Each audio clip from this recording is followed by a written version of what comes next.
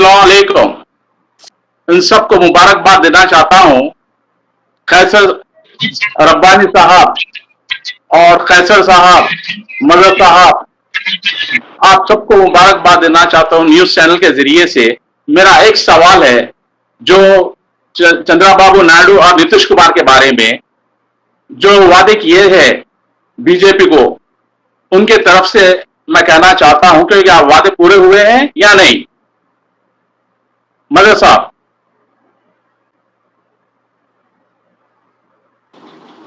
बहुत बहुत शुक्रिया आपका हसन साहब, आप मेरे को एक मौका दिए। जी, आपका सवाल है क्या नीतीश कुमार और बाबू बीजेपी छोड़ सकते हैं? बिल्कुल छोड़ सकते हैं जी, बहुत अच्छा सवाल है आपका। चंद्रबाबू नायडू और नीतीश कुमार जो है ना बीजेपी छोड़ सकते हैं।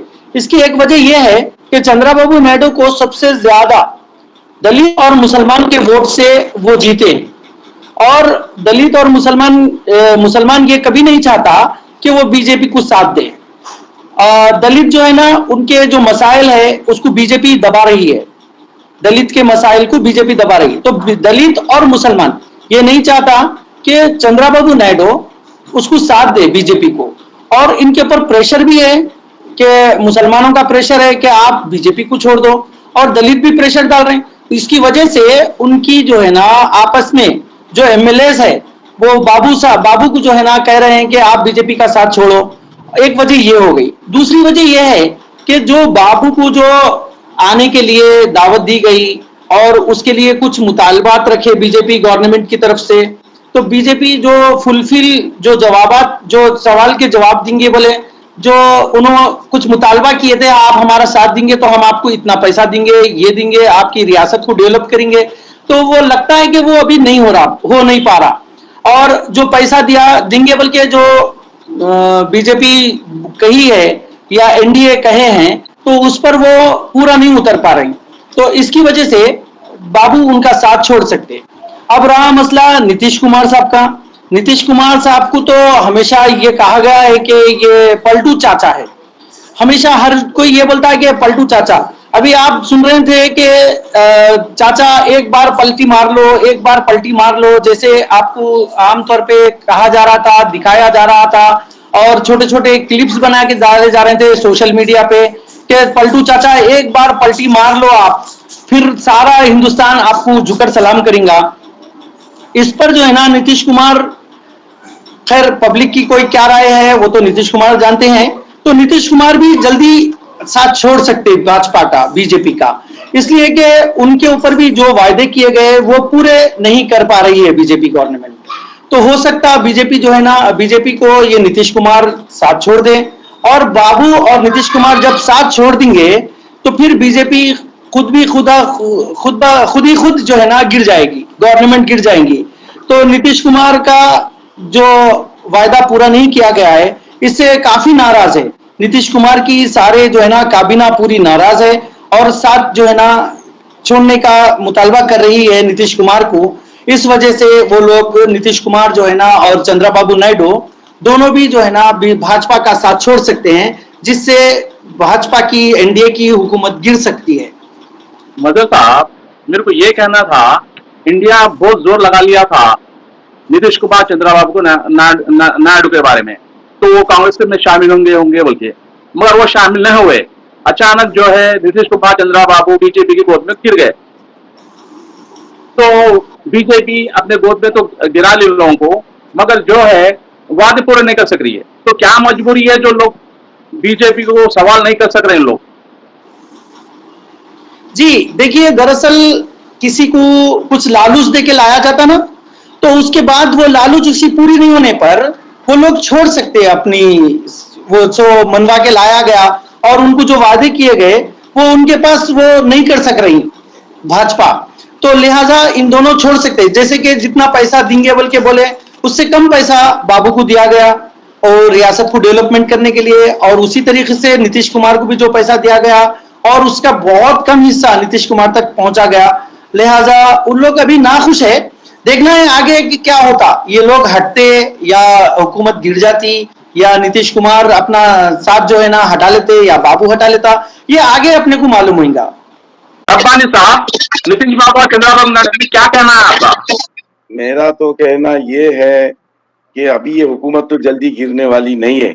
ये लोग जी। पहले माहिदे हो चुके हैं, माहिदे जी। के तहत ही ये अलायंस हुआ है और ये अलायंस तो मजबूती के साथ हुआ है, लेकिन अब ये आगे सियासत बोल नहीं सकते, लेकिन फिलौकत इनके जो मुतालबा थे, जो जी। बीजेपी एजेंडे में नहीं था, वो तक ये बातों जी। में लोग मिला, जैसे कि भाई मुस्लिम माइनॉरिटीज को और रिजर्वेशन है, रिजर्वेशन की बात रखे तो वो भी बात मान लिए लोग। फिर हमको इतने 1000 करोड़ का पैकेज चाहिए हमारी रियासत को डेवलप करना, वो भी वो लोग पैकेज भी कबूल करे। तो जब तफरीका उनके बातों को मानते हुए हुकूमत को बरकरार रखना है तो वो उनके बातों को भी माने वो लोग। अब वो आगे क्या है, उनको उनके जो जो मुतालबात में कुछ कमी पेशी या कुछ है तो, लेकिन मेरे नजरिए से तो हुकूमत जल्दी गिरने वाली नहीं है। ना नीतीश कुमार हटेंगे, ना चंद्रबाबू नायडू हटेंगे। अभी फिलौकत तो वो हुकूमत रहेगी और ये आगे आगे के वो मैं नहीं बोल सकता, लेकिन अब फिलौकत तो बहुत मजबूती के साथ है अभी गवर्नमेंट। हाँ कैसर साहब, तो आपका क्या कहना है नीतीश और बाबू के बारे में? जी देखिए, ये तो सारे देश को मालूम है कि क्या है, बैसाखियों की सरकार है और ये बैसाखियों का कैसा रहता, बैसाखी जब तक अखंड रही, जब तक काम करती। हाँ, मैं रब्बानी भाई की बात से मैं सहमत हूँ कि वो लोग ईडी का डर दिखा के, पैसे का लालच देके वो करके फिक्स तो करके रखे, गिरेंगी सरकार। मैं मजहर भाई के बात से भी सहमत हूँ, मैं गिरेंगी सरकार, मगर थोड़ा टाइम लगेगा क्योंकि अभी तो शुरुआत है। अभी आपको क्या हम सबको क्या, अपन कांग्रेस उतनी, इंडिया गठबंधन उतना वो तो नहीं है ना, उन लोग भी बहुत तजुर्बे का कोशिश तो कर रही ना साहब, कोशिश तो कर रही ना कांग्रेस अपने तरफ से, तो कोशिश तो कर रही ना नए ताकि। जी हसन साहब, नहीं आपकी बात से मैं भी सहमत हूं हसन साहब, उन लोगों का कनेक्शन है। नीतीश तेजस्वी से बात कर रहे हैं और जो है चंद्रबाबू नायडू, रेवंत रेड्डी और शरद पवार से बात चल रही है उन लोगों की, लेकिन वो मूवमेंट है, सही मूवमेंट पे उन लोग पलटी मारने के चक्कर में इतना जल्दी अभी नहीं कर सकते बोल के, क्योंकि उन लोगों को भी कई चीजों का खतरा रह सकता है, ईडी का खतरा रह सकता है और कई चीज। अब जैसा कि कैसा है, बीजेपी के हाथ में कोई चीज रहो न करो, ईडी बराबर रहेगा बोले जैसा है, क्योंकि हाल में मतलब साहब ये मेरा कहना है, नीतीश कुमार अब फिलहाल तो पावर में है, बाबू भी पावर में है, चाहे तो आपने जोर लगा सकती है ना बीजेपी को, जोर क्यों नहीं लगा दी वो? नहीं ये बात मैं भी मानता हूँ साहब, बीजेपी और वो लोग पावर में है, ये लोग इनको अरेस्ट नहीं करा सकेंगे। हो सकता है जैसा कि अरविंद केजरीवाल को, जैसा हेमंत सोरेन को कराए, सीएम को भी अरेस्ट करा सकते, लेकिन अगर फिर भी इनको नहीं करा सके तो इन लोग क्या करेंगे, इनके रिश्तेदार को अरेस्ट कराएंगे, जैसा केसीआर के बेटी को अरेस्ट कराए थे, उन लोगों को अरेस्ट कराए थे, उन लोगों को तकलीफ देंगे। ममता बनर्जी के भांजे को, अभिषेक को जैसा अरेस्ट कराए थे, वैसा तकलीफ देंगे। तो वो वजह से ये लोग सरेंडर कर रहे हैं, ऐसा नहीं है। लेकिन सरकार, एक बात तो पक्की है हसन साहब, कोई भी एंगल से ये हाल नहीं दिखता कि ये 5 साल चलने वाली सरकार है, क्योंकि इन लोगों के फैसले, इन लोगों की तानाशाही फिर से अब शुरू हुई। ये हाल में, ये हफ्ते में फिर जो है अपना पुराना रवैया फिर से शुरू कर दिया ये लोग। उसका मतलब ये इमारत कभी भी गिरने वाली है।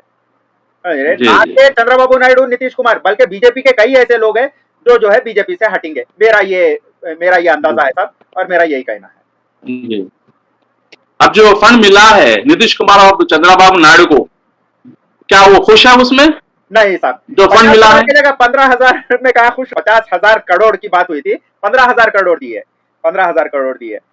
और माइनॉरिटी के लिए तो ख्वाब में भी नहीं सोच सकते कि सेंट्रल गवर्नमेंट से कोई सैंक्शन होगा, बल्कि वो तो स्टेट गवर्नमेंट ही कर लेना चाहिए। जिस तरीके से अब तेलंगाना के चीफ मिनिस्टर है जो रेवंत रेड्डी, माइनॉरिटी के लिए तो उनको 0 फंड आया, कुछ भी फंड नहीं आया, उनको बजट से कोई फंड नहीं आया, लेकिन वो लोग क्या वजह होंगी जी ऐसा साहब, क्या वजह होंगी जो तेलंगाना के सीएम को जो फंड नहीं मिला, क्या वजह से नहीं मिली फंड? खुली बात है ना साहब, बीजेपी के अगेंस्ट है, जहाँ पे हालांकि पूरे जी जहाँ बीजेपी की सरकार नहीं है वहाँ पे तकलीफ देना चाह रहे, वो स्टेट को तकलीफ देना चाह रहे, ना के खाली तेलंगाना, तमिलनाडु को भी तकलीफ दिए, वेस्ट बंगाल को भी तकलीफ दिए, ये लोग हर वो स्टेट को तकलीफ दे रहे हैं जहाँ पे बीजेपी की सरकार नहीं है जी। और मोइन साहब का क्या कहना है इस ताल्लुक से? मोइन साहब जी बिल्कुल आ रही है आवाज। देखिए, अब आम नागरिक तो इनसे कुछ गुजारिश ही नहीं कर सकते ये लोग बीजेपी वालों से खुद इनका बीजेपी कैडर खुद इनसे बदल हो चुका है। क्यों? टॉप लीडर क्वालिटी जो है, जो बूथ लेवल तक काम करती थी, आज बूथ लेवल पे काम नहीं कर रही, सिर्फ दिखावा कर रही। कौन है, क्या है, बूथ लेवल पे तो इतने मसाइल हमारे पास आते हैं बीजेपी के। हालांकि साहब हम लोग इतने साल से काम कर रहे, लेकिन ये हुकूमत आ गई, तीसरी मर्तबा मोदी जी का बन गए। हमारे घर स्टिल आज भी हम लोग 25 साल 30 साल से काम कर रहे बीजेपी में। आज भी हमको प्रधानमंत्री योजना में कम से कम घर भी नहीं है हमारे साथ। यहाँ तक मेरे तक कंप्लेन आए। मेरा कहना ये है, देखिए बीजेपी के विधानसभा में अब तक बहुत सारे जने आ गए, इसमें बड़े बड़े लीडर भी शामिल थे और छोटे से छोटे तबका भी शामिल था। इनको देखिए, सीधा सीधा इनके सीट पे नजरबाजी होना, 400 पार का नारा था इनका, 400 पार से सीधा 250। ऐसा कोई इतना तो बोल बच्चन वाला प्रधानमंत्री मैं आज तक 75 साल की हिस्ट्री में नहीं देखा। लिहाजा मैं अरे क्या बोल सकता हूँ बोले तो बीजेपी के ताल्लुक से, बीजेपी बिल्कुल सही है कि मोदी जी से बदल गई। क्यों बोले तो प्रीवियस में एक लीडर थे, लीडर से मिनिस्टर बने, सीएम बने, सीएम के बाद प्राइम मिनिस्टर बने, प्राइम मिनिस्टर के महापुरुष बन गए वो। जैसे कि हम सारे जन जो है, जो भी पैदा हुए वो माँ की कोख से पैदा हुए, वो प्रकट हुए जैसी बात कर रहे। पैसा आती उनका तो बात करके वेस्ट है साहब, मेरे हिसाब से अपना टाइम वेस्ट है। ये लोग को कौन ऑफर दिया वो पलट जाते। अब वो स्ट्रांग बॉन्डिंग जाके बोले ना, ठीक है चलो मान लिया, स्ट्रांग बॉन्डिंग हो गई, स्ट्रांग बॉन्डिंग हो गई तो क्या हुआ, प्लेट में परोस के क्या दिए, चावल दिए बोले तो बासी रोटी डाल के दिए भी घट वाली, जो दांतों से चबाई नहीं जाती। वैसा पैकेज होता क्या, 50 करोड़ का जब बात हुई, 50,000 करोड़ की जब बात हुई, 15,000 करोड़ नाच मेरे हिसाब से उनका रिसोर्सेस जो होते हैं नॉर्मल बेसिक, उसका भी वो फल नहीं है। हालांकि नीतीश बाबू को पलटू चाचा है हमारे, उनको पलटू चाचा आपको सलाम, एक बार पलट दीजिए, आपका हिंदुस्तान में बहुत बड़ा योगदान होगा। लेकिन मैं ये बोल रहा हूँ कि एज एक बार आप पलटी मार देंगे ना, हिंदुस्तान सुधर जाएगा। मोहित साहब, मैं ये कहना चाहता हूँ, पलटू चाचा पलट सकते हैं क्या? बेशक पलटेंगे, पलटू चाचा still waiting for opportunity. Rabbani साहब, क्या पलटू चाचा पलटेंगे? मुश्किल है भाई, मेरे नजरिए से तो। क्यों बोले तो अभी फिलहाल इनके माहेदे हुए, बगैर माहेदे ये लोग ज्वाइनिंग नहीं हुए, ना इनो, ना चंद्रबाबू नायडू, ना नीतीश बाबू। ये लोग हाँ बाजाबता माहेदे हुए, लिखाई पढ़ाई हुई है। अब फिलहाल तो वो हटने वाले या पलटी खाने वाले नहीं है। जो इनके मुतालबात थे, वो मुतालबात को उन्होंने माने, बीजेपी वाले हाईकमान भी माना और प्रधानमंत्री भी माना। अब फिलहाल क्या है, ये लोग हाँ जो मुतालबात को जरा देरी करे या फिर कुछ ऐसा और कुछ, वो उनके बजट में कमी पेशी हुई तो हो सकता है, राजनीति है, कभी कौन बदल सकते, नहीं भी बदल सकते। लेकिन फिलहाल तो ये लोग जाने वाले नहीं है, यहीं पर रहेंगे, बीजेपी में ही रहेंगे। मेरे हिसाब से क्या था रब्बानी साहब, पब्लिक यही चाह रही थी कि नीतीश कुमार जो है इंडिया में जाना, मगर वैसा नहीं हो सका। हाँ, तो वैसा नहीं हो सका बोले तो वो आवाम पे, अब इलेक्शन में सबक सिखाया जाता है। अब फिलहाल तो उन्होंने अपनी मर्जी चला रहे, आवाम से भी राय लेना था हमारे नजरिए से। जितने भी राजनेता है वो आवाम की मर्जी से जीते, लेकिन काम उनकी मर्जी का करते, जो आवाम के खिलाफ है, आवाम की सोच के खिलाफ काम करते। तो उनको क्या है, इलेक्शन का इंतजार देखना है, या उनके खिलाफ तुम्हारे को जो भी प्रोटेस्ट करना वो करना पड़ता, मारा खाना, जूते खाना पड़ता, ये रह जाता आखिरी में। या फिर इलेक्शन के जरिए उनको सबक सिखाए, जब जाके उनको समझ में आता है कि हम आवाम के खिलाफ जा रहे हैं। आवाम से पहले मशवरा करना, भाई मैं ऐसा करना चाह रहा हूँ क्योंकि तुम मुझे जीता है, तुम हमारे को, तुम्हारी मर्जी से हम जीते, तो अब उनकी मर्जी से भी आप काम करो ना। उनकी मर्जी से काम नहीं कर रहे हैं आप, अपनी मर्जी से जाके ये वो सब कर ले रहे, तो इसमें आवाम तो नाराज होंगी, आंध्रा की रहो या बिहार की रहो। वो तो क्या बिहार की जनता क्या खुश है रब्बानी साहब? बिहार की जनता क्या खुश है? क्या बोले? बिहार की जनता क्या खुश है? नहीं, बिहार की जनता भी जो देखो, अब जो उनके जो रहते हैं ना भाई फॉलोवर, होंगे 20-25%, बाकी तकरीबन तो नाराज ही होंगे। तो बोले तो उनकी राय मशवरे के बगैर उन्होंने जाके ज्वाइन कैसा होते? भाई हमारी मर्जी से तुम जीते, हाँ, तुम हुकूमत तुम्हारी हम बनाए, तुम्हारा भी फर्ज है कि हमसे राय मशवरा लेना था। अवाम का मशवरा लेना बहुत जरूरी है। बगैर मशवरे के जाके आप अपनी मर्जी से करे तो उसको भी अवाम देख के एक बार 2 बार धोखा खाते, बाद में इलेक्शन के जरिए उनको सबक सिखाया जाए वक्त आने पर। तो यार जी, ये जो है मुलाकात हुई है चंद्रबाबु नायडू की जो तेलंगाना के सीएम के साथ, तो पब्लिक का मानना ये था कि वो इंडिया की तरफ से ज्वाइन होंगे बोल के सोचे थे पब्लिक, मगर ऐसा नहीं हो सका। तो तेलंगाना के सीएम का क्या कहना था बाबू के बारे में? तेलंगाना के सीएम तो कुछ भी उन्होंने कुछ बोलेंगे, क्यों बोले तो उन्होंने कांग्रेस के, हमारी हुकूमत कांग्रेस की है हमारे तेलंगाना में, तो वो तो कुछ बोलने वाले है नहीं। अगर बोले भी तो बोलेंगे भाई ये गलत है, ये अगर हो सकता है तो इंतजार देखेंगे हम, कभी आ गए तो हम रख लेंगे, हमारे इंडिया में ले लेंगे। उनको दोनों तरफ फायदा है, दोनों को दोनों तरफ फायदा है। इधर भी गए तो फायदा है, यहाँ भी आए तो फायदा है। रब्बानी साहब 3-4 बार मुलाकात हुई तेलंगाना के सीएम के साथ, बाबू के साथ जो हुई, तो उम्मीद थी कि ये ज्वाइन कैसे भी करेंगे इंडिया में, मगर क्या बात हुई इन दोनों के बीच में वह भी अब तक पता नहीं चला। नहीं, दोनों के बीच में बात तो कुछ नहीं, ऑब्जर्व कर रहे हैं। बीजेपी से लोग अलायंस होने के बाद उनको ऑब्जर्व कर रहे कि हमारे मुतालबात कब तक मानते या नहीं, हमारे उसमें कुछ कम पेशी कर रहे या हमारे मर्जी के खिलाफ भी है। तो माहिदे के खिलाफ जो भी होगा तो उस टाइम पे उन्होंने एक ऐसा रखे नहीं है, तो हम इधर भी आए तो उनको फायदा, वेलकम है, वहां भी वेलकम है। तो दोनों तरफ उनको फायदा है। उन्होंने असल देखा गया तो किंग मेकर का वो कर रहे, रोल अदा कर रहे किंग मेकर का। तो हो सकता है उनको यहाँ भी मौका मिलने वाला है, वहां भी मौका, अभी फिलौकत तो बहुत दूर है। और अगर हो सका इंडिया को और मजबूत करना है तो महाराष्ट्र से भी है और भी दूसरे बीजेपी का कुछ नाराज ग्रुप है, वो कभी खड़े हुए तो बोल नहीं सकते। लेकिन फिलौकत तो ये नहीं आएंगे जल्दी, मेरे हिसाब से। सियासत है, वो पलट जाए तो आने की उम्मीद कम है, लेकिन हो सकता है थर्ड ग्रुप कोई उड़ गया मुखालिफत में तो अलग बात है। जैसे महाराष्ट्र का कोई ग्रुप है, इधर से दूसरे रियासतों के, सेंटर में भी कुछ लोग है, वो लोग भी कभी होके अलायंस लेके आ गए तो इंडिया को मजबूत बना सकते हैं। अब फिलौकत ये देखो, ये मेरी राय है। मोइन साहब, आप बापू के बारे में क्या कहना है? जी देखिए, अभी तक आप लोग अच्छा बोले। नायडू से एक 3-4 बार रेवंत रेड्डी हमारे तेलंगाना रियासत के सीएम हैं, उन्होंने एक ऑफिशियली डिस्कस करे। हमारा पड़ोसी राज्य है ना, जो नॉर्मली मीटिंग होते रहते पड़ोसी राज्य के सीएमओ से, ऐसा नहीं कि उन्हें अलायंस करने की बात करे, लेकिन ऑफिशियली बात करे। जैसा हो सकता है अपना नागार्जुन सागर का डैम का पानी आंध्रा में जाता है, आंध्रा का पानी हमें आता है, जैसा कर्नाटक का पानी हमें आता है।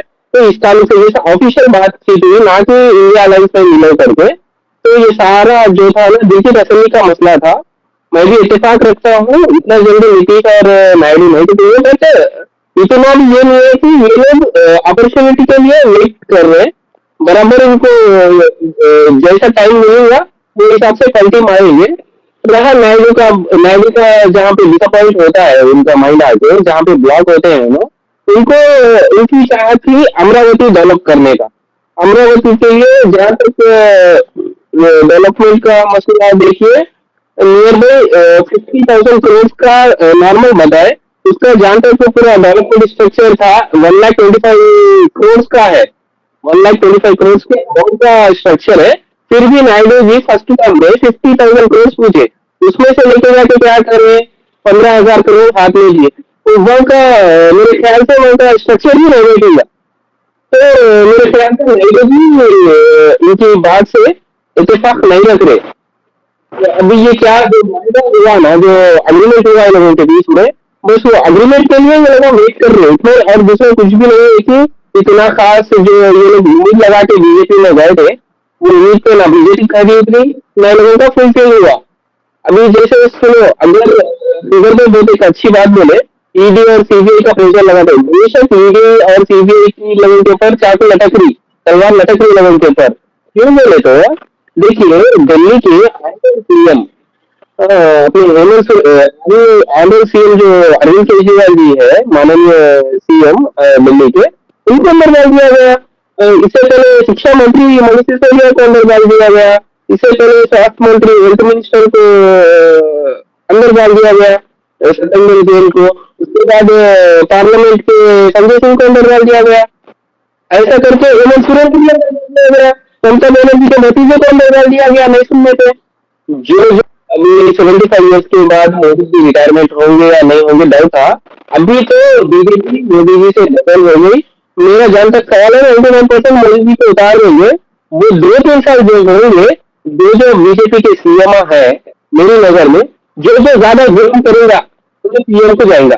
आप प्रीवियस में देख लीजिए, जो जुल्म करा उन्हें पीएम को आया। तो इसी तरह जो पीएम मोइन साहब, इन केस अगर ये नीतीश कुमार अगर पढ़ते हैं या चंद्रबाबू नायडू अगर पढ़ते हैं तो उनके खिलाफ ईडी जांच करेगी? बेशक जांच करेगी। ये लोगों को नीचे जाके सबूत नहीं भी रहने के तौर पे अगर जाके जैसा अरविंद जैसा मनीष सिसोदिया के अंदर केस लिकर केस है, उनके ऊपर अभी तक कुछ भी साबित नहीं हुआ। अभी तक कुछ भी साबित नहीं हुआ। क्या बोले तो एक इनके मिनिस्टर आके बोले 1000 करोड़ का घोटाला हुआ, एक मिनिस्टर को बोल दिए 10,000 करोड़ का घोटाला हुआ, एक जने आके बोले मनोज तिवारी 500 करोड़ का घोटाला हुआ, और एक जने आके बोले 100 करोड़ का घोटाला हुआ। यहाँ तक कि वो घोटाला है ही नहीं। जी जी, मतलब साहब आपका क्या कहना है नीतीश कुमार और बाबू के बारे में? देखिए, हमारे जितने साथी जुड़े हुए हैं वो सब अपनी अपनी राय दिए, और इसमें सबसे अहम बात रब्बानी साहब बताए हैं कि ये इतना जल्दी गिरने वाली हुकूमत नहीं है। उसी के ऊपर खिजर साहब भी अपना तासुर दिए कि बेशक इतना जल्दी नहीं गिरेंगी, लेकिन गिरेंगी। अभी देखिए, सबसे हलचल है ना मतलब साहब, हलचल तो चल रही है ना इसमें। जी नीतीश और बाबू के हलचल तो चल रही है ना। जी हाँ, जैसे कि मैं बताया आपको इससे पहले कि दलित जो है ना वो बीजेपी से नाखुश है। इस वजह से उसकी क्या वजह है? सबसे अहम चीज ये है कि दलितों के लिए बाबू जो है ना, जो अनाउंसमेंट कर कर आए हैं कि हम दलितों के लिए रोजगार देंगे और दलितों के लिए बहुत सारे काम करेंगे, जो कि मोदी ये नहीं चाह रहे हैं कि दलित कुछ आगे बढ़े। ये जितने ये होते हैं ना, जैसे भाजपा और जो है ना आरएसएस जो तंजीम है, ये नहीं चाहती कि दलित आगे बढ़े। ये किसी तरीके से दलित को दबाना चाहते हैं। लिहाजा बाबू के ऊपर प्रेशर ये है कि दलितों का प्रेशर है कि वो सीट छोड़े, भाजपा को छोड़े और एनडीए को छोड़े, ये और इंडिया गठबंधन में ज्वाइन हो। तब हर एक के एक मजबूरियां होते, तो लगता है कि बाबू की क्या मजबूरी है और बाबू वो मजबूरी में फुलफिल हो रहे हैं या नहीं हो रहे, इसके ऊपर आगे पता चलेगा। अभी देखिए 15 अगस्त आने वाला है, इसके बाद पता चलेगा कि क्या तब्दीलियां आने वाली हैं, क्या चेंजेस आने वाले हैं। ये अपने घर के अंदर काबीना जो चल रही है, बावर्ची खाने की काबीना चल रही है, यानी बावर्ची खाने में जब तक क्या पकड़ा पब्लिक को मालूम नहीं होता। जैसे वो निकाला जाएगा दस्तरखान पर, तो जब मालूम होगा कि ये क्या पका और क्या नहीं पका। लिहाजा अभी हमको इंतजार करना है कि अभी होगा क्या। देखिए, यहाँ पर बाबू और नीतीश दोनों की वजह से ये सरकार टिकी हुई है। जैसे खिजर भाई बोले कि ये बाईसाइकी है, यानी दो आदमी, अपाहिज आदमी जो बाईसाइकिल लेकर चलता है उसके सपोर्ट पे चलता है। अगर एक भी बाईसाइकिल गिर जाती है तो वो आदमी गिर जाता है। तो इस वक्त की जो हुकूमत है, एनडीए भाजपा जो चला रही है, वो बाईसाइकिल के ऊपर चला रही है, बल्कि जैसे खिजर भाई बताए। तो मैं वही कहना चाहूंगा कि अगर ये बाबू या नीतीश कुमार दोनों में से कोई एक जो है ना हट जाता है तो ये हुकूमत गिरने वाली है, डगमगाने वाली है। ये देखना है कि 15 अगस्त के बाद क्या, क्योंकि बाबू के ऊपर प्रेशर एक तो दलित का है, दूसरा मुसलमान का है। मुसलमान कभी ये नहीं चाहता कि बीजेपी जो है ना का साथ दे, क्योंकि बीजेपी मुसलमानों के लिए कुछ नहीं की। बीजेपी मुसलमानों के लिए कुछ नहीं की। जहां देखो वहां मुसलमानों के ऊपर एक फिरके को, एक जो है ना कास्ट को नजरअंदाज करते गया मुसलमानों के लिए, और मुसलमानों के हुकूक को दबाने की कोशिश की गई। इसीलिए मुसलमान बाबू के ऊपर प्रेशर बनाए रखे हैं कि वो भाजपा का साथ छोड़े और जो है ना आप जो हो सकता आगे उसका सही कदम उठाएं। तो देखना है कि बाबू और नीतीश कुमार कब तक भाजपा का बीजेपी का साथ देते हैं और कब तक ये चलती रहेंगी बैसाखी की भाग दौड़ हुकूमत कब तक टिकी हुई रहेगी, ये हमारे को आगे तक देखना है। ये आम जनता के सवालात है जो मैं आपके सामने रखा। जी फैसल साहब, आपका क्या कहना है? देखिए, मैं तो इसके बारे में एक ही बोलना चाह रहा हूँ हसन साहब, क्योंकि चंद्रबाबू नायडू एक पुराने लीडर है, तो वो हिसाब से उनको इतना तो मालूम होना चाहिए कि बीजेपी का साथ देने के वजह उनको क्या बर्बादी हुई। क्योंकि हाल का अगर अपन पहले का अगर देखेंगे तो हैदराबाद जब तेलंगाना पूरा कंप्लीट तेलंगाना था, उस टाइम पे मैं जितने भी आंध्रा था कंप्लीट आंध्र प्रदेश था, जब उस वक्त जो है अभी तक के जितने हिस्ट्री में सीएम आए उसमें इतने उरूज वाला इतना पावरफुल सीएम चंद्रबाबू नायडू के होता मैं किसी को नहीं देखा अभी तक। बिल्कुल एक डेवलपमेंट बहुत हुई चंद्रबाबू, उस टाइम पे डेवलपमेंट बहुत हुआ और बिल्कुल उरूज में तो है उनका हारने का तो नामुमकिन बात बोल सकते थे वही बात, लेकिन उन्होंने हारने की एक ही वजह है, उन्होंने बीजेपी से अलायंस करे। और बीजेपी जब ये गुजरात दंगे हुए वो हुए, ऐसा मुसलमानों के खिलाफ कई चीजें हुए, लेकिन फिर भी वो लोग बीजेपी का अलायंस नहीं तोड़े। इसके लिए बहुत बुरी तरीके से टीडीपी इधर से भी हारी आंध्र प्रदेश से, इसके बाद यहाँ पे से अब तो तेलंगाना बन गया, नामो निशान मिट गया टीडीपी का। उसकी बर्बादी की वजह उनको मालूम होना चाहिए, क्योंकि उतना तो तजुर्बेकार है आदमी चंद्रबाबू नायडू। और क्योंकि अब आंध्र प्रदेश हो गया, अब वहाँ के हालत ऐसे है, वहां पे भी एक बहुत बड़ी मेजोरिटी मुसलमानों की है। अगर उन्होंने फिर भी अगर बीजेपी को सपोर्ट कर रहे तो मैं एक ही बात बोलूंगा चंद्रबाबू नायडू के बारे में, चंद्रबाबू नायडू पॉलिटिकल उनके बस की बात नहीं है। उनको इतना समझ में नहीं आ रहा कि ये बर्बादी बहुत बड़ी हो सकती है उनके लिए। 5 साल से अगर इन्होंने साथ देंगे तो इन्होंने अगली बार सीएम भी नहीं रह सकेंगे, थोड़े दिन में वो हाल हो सकता है उनका। तो अगर आप बिहार का हाल देखेंगे तो वहां पे के भी हालत वैसी है। वहां पे तेलंगाना और आंध्र प्रदेश से ज्यादा मुस्लिम पॉपुलेशन है वहां पे, लेकिन वहां के मुसलमान और दलित क्यों सबर कर रहे हैं? क्योंकि उनको नीतीश कुमार का नेचर मालूम है। नीतीश कुमार कभी भी पलटी मार सकते हैं, क्योंकि उन्होंने हालात देख रहे, एक मौके की तलाश में, जैसा कि मोइन साहब बोले, मौके की तलाश में है। एक सही जैसा ही मौका आते उन्होंने हट सकते बोल के मुसलमान वहां पे सबर कर रहा है। तो अब तक जो है मुसलमान बहुत सारे रैलियां निकाल देता था, जैसा आंध्र प्रदेश में चंद्रबाबू नायडू के पुतले जलाए गए, कई मुसलमान दलित मिलके जो है उनके पुतले जलाए, कई को बीजेपी को सपोर्ट करे बोल के, बीजेपी से अलायंस करे बोल के। लेकिन यहाँ पे नहीं, उनको मालूम है नीतीश कुमार आज नहीं तो कल पलटी मारने वाले है। जी हसन भाई, आप अभी जो अपने केजरीवाल भाई बोले, बेशक एक अच्छा पॉइंट है। जो बीजेपी को सपोर्ट करे, बीजेपी उनका करियर खत्म करके चले गए। आप शिंदे का ले लीजिए, आज बीजेपी पगार पे शिंदे जी है, अपने जो महाराष्ट्र सीएम है ना एकनाथ शिंदे, उनका देख लीजिए हाल कितना बुरा हो गया। आज बीजेपी उनके पास पालक से भी नहीं देख रही। अजीत पवार देख लीजिए कितने चाचा के पास जा रहे हैं उन्होंने। बिल्कुल केजरीवाल जो बीजेपी आप उतना तो चिराग पासवान परसों अगर उन्हें अपनी ओन ओपिनियन नहीं करते थे, उनका भी करियर खत्म हो जाता था। हालांकि यंग डायनामिक लीडर है, उन्हें भी बीजेपी में आया, अब उनका क्या आइडियोलॉजी है पता नहीं। चिराग पासवान उनके गाड़ी के वहीं पे अब चिराग पासवान भी नहीं है। अब देखिए परसों मैंने बिल के खिलाफ मैंने एहतजाज कर दिए, सीधा ओपन टॉक कर दिए। अभी जो अगर पलट से बात नहीं करेगा बीजेपी में, बीजेपी का साथ देते हुए अगर खामोश इख्तियार करेगा, उसका पॉलिटिकल करियर टोटली खत्म, टोटली कोलैप्स। क्यों बोले तो आप लोग देखिए जो करे, सबसे बड़ा एग्जाम्पल आपको दे, मायावती सपोर्ट करे, आज मायावती कहाँ पे है? एक सीट पे आके रुक गए। उन लोगों का नामो निशान नहीं है मोइन साहब, मायावती का नामो निशान नहीं है।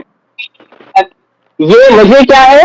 सिर्फ बीजेपी को सपोर्ट करने की एक ही वजह है। दलित बिल्कुल नाराज हो गए, मुस्लिम बिल्कुल नाराज हो गए, एक साइडलाइन कर दिए। अब इनको कोई वो चेहरे में नजर आ रहा था, सिर्फ उत्तर प्रदेश में सिर्फ अखिलेश यादव नजर आ रहे हैं। आप सब मेहमानों का बहुत बहुत शुक्रिया न्यूज़ के तरफ से जो आप लोग यहाँ पर आके अपने अपनी राय दिए हैं। अब हम इजाजत चाहते हैं आप सबसे, शुक्रिया।